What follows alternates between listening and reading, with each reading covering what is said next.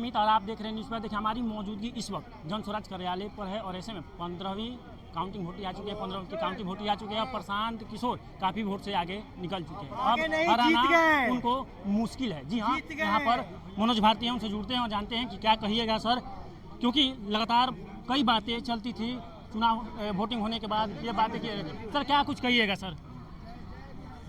जो बातें की जाती है प्रशांत किशोर टक्कर ही नहीं है और प्रशांत किशोर सबसे आगे निकल चुके हैं सर। सबसे पहले तो बांकीपुर के लोगों का बहुत बहुत धन्यवाद जी, जिन्होंने हमें ये जीत दिलाई है।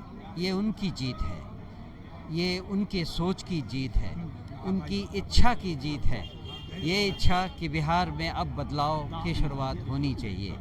तो मैं बांकीपुर की सारी जनता का बहुत बहुत धन्यवाद करता हूँ। और आप अभी तक के ट्रेंड से देखेंगे कि हर वार्ड में प्रशांत जी को, जन स्वराज को ज़्यादा समर्थन मिला है। इससे पता चलता है कि पूरे बांकीपुर एरिया में हर तरफ हमारी आवाज़ लोगों तक पहुंची है। सर बड़े बड़े विश्लेषक थे, चुनाव होने के बाद बता रहे थे कि बीजेपी ही जीतेगी, कम मार्जिन से जीते बल्कि बीजेपी ही जीतेगी। पर 1 से लेकर 15 तक वोटिंग आ चुका है राउंड का और हर जगह प्रशांत किशोर आगे नजर आ रहे हैं। क्या रणनीति रही सर पूरे चुनाव प्रक्रिया के दौरान? जो प्रशांत किशोर की पहल थी वो सफल नजर आ रही है सर? हमारी एक ही पहल थी जी, कि लोगों को बताएं, लोगों को सही चीज़ें समझाएं।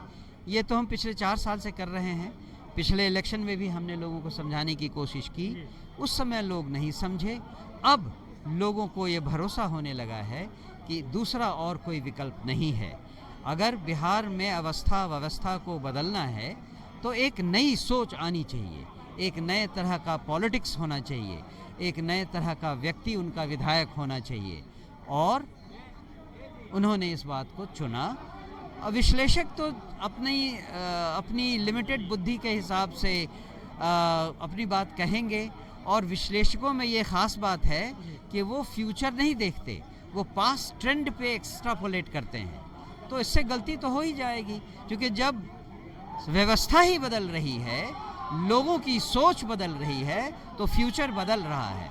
और फ्यूचर बदलने को आंकने की कुवत बहुत कम विश्लेषकों में होती है। सर ऐसे में एक और चीज़ जानेंगे कि देखिए राजद हो या बीजेपी हो, ये जन स्वराज को देखा जाए तो विरोधी मानते ही नहीं थे, ऑपोजिशन मानते नहीं थे। और देखा जाए तो कहते हैं कि हमारा उनसे लड़ाई है, हमारा उनसे लड़ाई है, और जन स्वराज कहीं यही नहीं है और वही जन स्वराज फर्स्ट नंबर पर चल रहा है।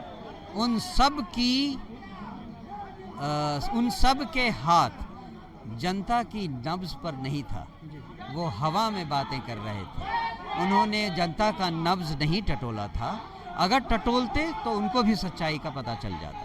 तो देखिए हमारे साथ मनोज भारती थे और आपको बता दें कि यह जन स्वराज के प्रदेश अध्यक्ष, और ऐसे में आपको बता दें कि जिस प्रकार से जन स्वराज के उम्मीदवार प्रशांत किशोर खुद सूत्रधार उतरे थे मैदान में और लगातार अपनी जो जीत की प्रक्रिया है वो लगातार जारी है। 15 राउंड की काउंटिंग होने बाद काफ़ी आगे निकल चुके हैं। और ऐसे में हमारे साथ जुड़े हुए थे मनोज भारती।